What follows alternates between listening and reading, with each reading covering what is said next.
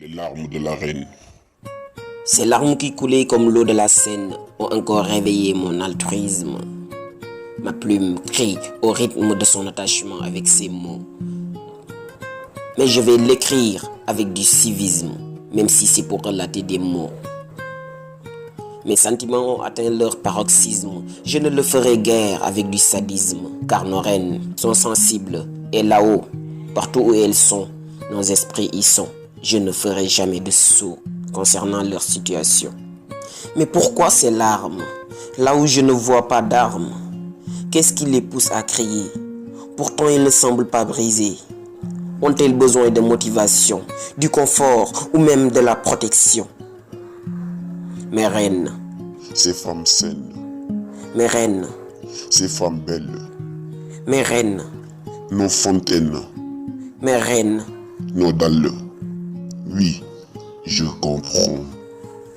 Je comprends les larmes de cette reine qui ne voit plus son roi. Parce que ce roi est à la recherche de besogne dans un autre royaume pour elle. Mais toutefois, je comprends les larmes de cette autre reine qui souffre d'amour. Parce que son roi est trop occupé pour elle et donc sans retour.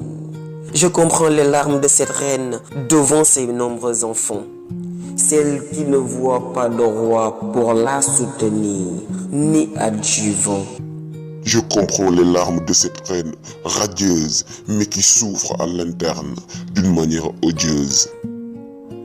Je comprends les larmes de cette reine étourdie.